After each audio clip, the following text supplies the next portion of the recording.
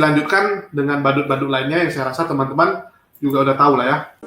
Assalamualaikum warahmatullahi wabarakatuh guys. Sebelum nonton jangan lupa dukung video Alif Sace biar semangat bikin video berikutnya. Terima kasih. Assalamualaikum warahmatullahi wabarakatuh. Jumpa lagi dengan Hidayah Mulak Channel ya. Channel yang mengedukasi dan menghibur. Channel di mana Oten yang datang untuk belajar akan pulang membawa ilmu, sedangkan Oten yang datang kejar-kejar seperti biasa akan pulang dengan rasa malu. Ya, di kesempatan kali ini ya, aduh, sorry ini agak nggak enak badan ya, lagi nggak fit, lagi demam, lagi flu juga, dan ya kurang tidur. Jadi kesempatan kali ini saya akan membahas tentang badut ya, dimana kita tahu bahwa agar ya suatu channel itu tetap eksis, kita membutuhkan badut untuk menghibur kita. Karena channel debat lintas agama ini sangat menguras emosi, ya sangat membuat kita stres, sehingga kita butuh hiburan, ya dan hiburan itu bisa kita dapat dari badut-badut. Badut-badut itu bisa menghibur kita sehingga rasa stres kita ini bisa hilang ya bisa memulihkan diri kita dari debat selama ini yang sangat menguras emosi. Tipikal channel-channel debat itu ada beberapa. Ada yang memang edukasi, artinya dia monolog, ya cuman monolog doang, dan biasanya penontonnya itu yang memang ngefans, ya memang suka dengan pembicara. Terus ada channel yang memang fokusnya debat terus, ya, debat kasar, ya debat gulat terus, ya. Jadi itu pun banyak juga teman-teman bisa lihat. Terus ada juga channel yang orasi, seperti Bang Zuma ya, dia banyak fokus kepada keseriusan dalam menjelaskan. Bahkan untuk menghajar Oten pun langsung to the point. Bang Zuma itu sangat jarang melucu ya. Bang Zuma itu kalau sama Oten langsung to the point semua. Terus ada juga channel yang memang butuh hiburan gitu. Saya sama Goldian termasuk tipikal yang menyuguhkan hiburan juga. Ya, menyuguhkan hiburan karena kami bukan tipikal yang bisa gontok-gontokan terus. Ada saatnya kita butuh relax ya. Ada saatnya kita butuh lucu-lucuan. Dan ya, kesempatan kali ini kita membahas badut, di mana mungkin teman-teman ada yang nulis juga ya. Ada yang nulis, mana Utiwati Mena, Pak Kolam gitu ya. Terus Ginting mana? Ya, masalahnya di thumbnail, nggak mungkin saya masukin semua. Nggak mungkin semuanya saya masukin karena memang nggak muat. Dan saya sudah kehilangan editor saya. Jadi editor saya sudah nggak kerja karena dia sekarang fokus ke kerjaannya yang lain. Jadi dia lebih fokus ke kerjaan yang lain sehingga nggak ada lagi editor. Ini jadi ngedit sendiri. Kadang saya minta bantu Goldian sehingga ya kita nggak bisa penuhi semua. Tetapi di sini saya akan rangkumkan ya bagaimana fungsi badut itu yang sudah membantu channel saya. Teman-teman mungkin tahu ya, HMC itu termasuk channel baru untuk dunia debat. Ya, kalau mau dibilang baru sekali tidak, tetapi termasuk wajah baru lah. Baru muncul di tahun ini. Saya mulai di bulan 12 tahun lalu, di akhir tahun, di tanggal 26-27. Itu baru mulai, tapi itu pun masih video upload. Di bulan 1 awal pun masih video upload. Live itu di tanggal-tanggal 5, tanggal 6 ke atas gitulah. Baru mulai live, dan ya itu seiring waktu ya terus bertambah. Saya ingat perjalanannya ya, kalau mau tilas balik, ya saya nggak nyangka kalau channel HMC bisa jadi sebesar ini. Ya, kalau mau dibilang besar sekali ya enggak, tapi bagi saya sudah sangat besar ya. Bagi saya sudah sangat besar, di mana saya juga nggak nyangka. Dari awal waktu saya membuat channel ini, saya sudah katakan bahwa saya nggak punya target. Waktu Pak Dhani bilang ya, Pak Dhani bilang, ini mau gimana gitu. Saya ingat Pak Dhani ngomong seperti ini sama saya. Waktu itu Pak Dhani bilang dia bekas dari Zulfikar ya.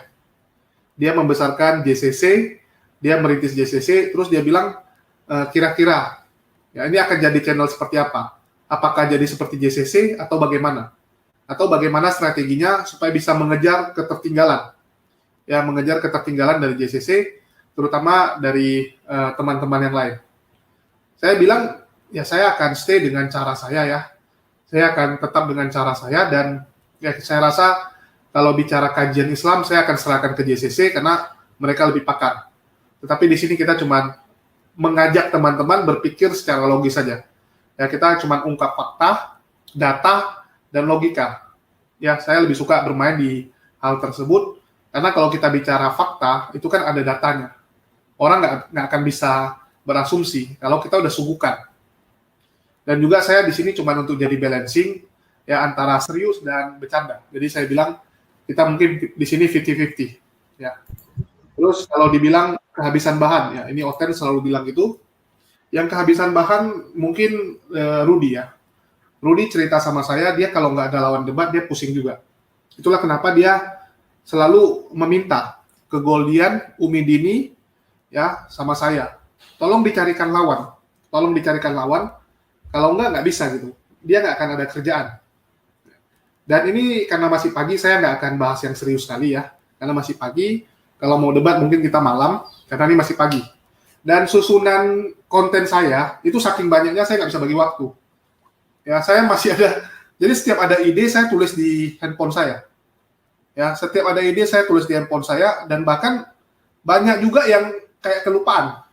Waktu saya keingat mau bahas konten apa, karena saya telat catat, ya lupa catat, terus lupa. Sedangkan yang ada di catatan aja ini masih nggak bisa habis ya. Tunggu saya lihat, ya masih ada sekitar 12-an lagi. 12 judul yang belum dipakai, dan ini tetap akan diupdate gitu.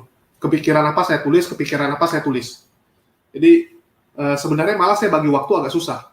Ya saya bisa live satu hari 3 kali ya, teman-teman bisa lihat 3 kali. Dan bagaimana mungkin orang yang kehabisan bahan bisa sampai 3 kali. Ya dan bahkan saya bukan fokus berdebat. Kalau ditambah berdebat, mungkin bisa lebih banyak lagi. Ya. Dan ini satu hal yang lucu ya, Rudy Yohanes tumben nih. Kemarin habis sama Gus Handi, biasa dia nge-review. Tapi sampai sekarang belum ada review dari Wak Labu ya. Ini saya buka dulu Wak Labu, mana Wak Labu kita. Ya biasa dia keluar-keluar ya. Biasa Rudy itu selesai debat, dia akan menyempatkan diri untuk nge-review. Bareng setengah jam atau 1 jam gitu kan. Untuk gaya-gayaan, keluar-keluar tentang debat yang baru dia lakukan. Tetapi ini kemarin tumben nggak ada, bahkan sampai jam segini pun belum ada. Dan ini saya WA dia juga belum di-read. Apa ini karena dia ini ya mungkin ya, terguncang gitu. Apakah karena lagi terguncang sehingga dia tidak nge-review. Ya ini teman-teman bisa lihat Wak Labu, sang debitur.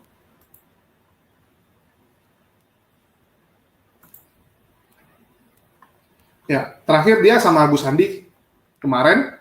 Dan biasa dia langsung cepat nge-review tuh. Dia setiap debat itu selalu nge-review. Jadi kalau teman-teman udah kenal lama dengan dia, Oten-Oten saya rasa kenal ya. Rudy itu selesai debat selalu nge-review. Ini tumben dia nggak review. Apalagi terguncang ya, saya juga nggak tahu.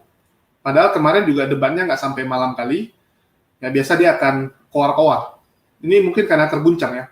Masih terguncang, ya saya juga nggak nonton habis. Saya nonton bentar aja karena di rumah sakit. Ya, saya nggak tahu apakah memang Rudy lagi terguncang apa tidak. Dan kita doakan dia bisa sembuh lah. Kalau memang dia lagi terguncang. Dan juga, ya saya katakan lagi, kita balik ke topik yaitu badut. Ya, jadi saya nggak nyangka kalau channel saya itu bisa disuguhkan ya. Hiburan dengan luar biasa. Allah yang menyediakan badut sama saya. Jadi bukan saya yang mencari badut. Tetapi badutnya yang muncul-muncul sendiri. Ya, badutnya yang datang-datang sendiri. Bahkan saya ingat badut pertama saya itu adalah Wak Labu. Ya. Badut pertama saya adalah Rudy Yohanes. Dan Rudy Yohanes itu bukanlah ya, bukan saya memohon atau saya undang. Kalau Rudy kan selalu gaya-gayaan ya, dia selalu gaya-gayaan bilang, Nandar dulu minta tolong sama saya. Kau nanti serang aku gitu ya. Kau nanti serang aku. Ya udah kita pura-pura berantem. Rudy nggak pernah sama saya seperti itu dan memang saya nggak pernah urusan sama dia.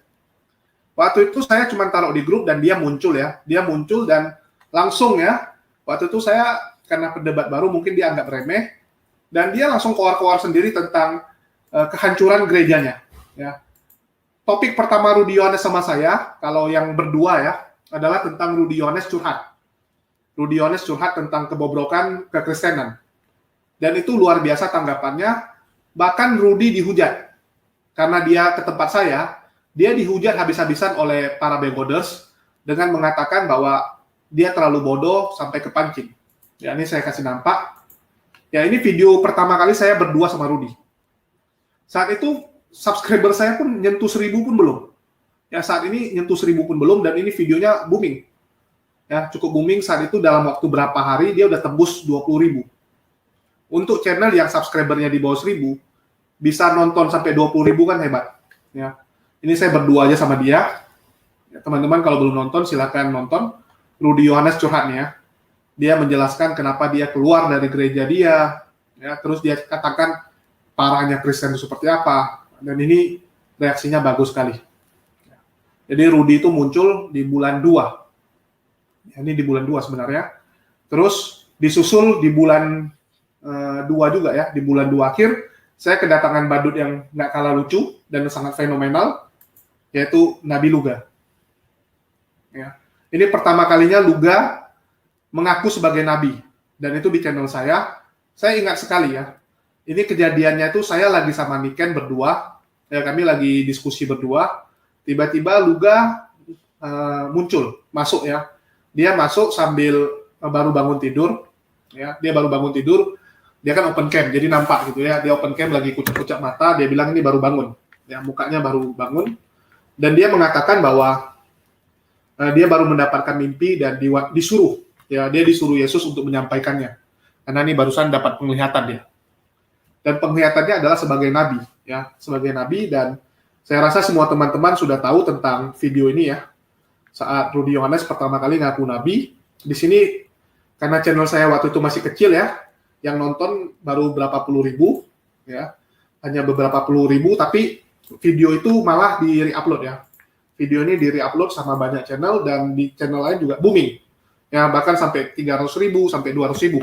Di channel lain ini di-reupload sampai booming sekali. Ya, saat Luga pertama kali mengaku menjadi nabi. Bahkan nggak nih, ya, ini Juginsu nih channel nggak laku, dia nge-reupload video saya juga sampai 80.000. Gitu. Jadi banyak yang nge-reupload video-video tentang Luga jadi nabi. Terus dilanjutkan dengan badut-badut lainnya yang saya rasa teman-teman juga udah tahu lah ya, seperti Kucuk.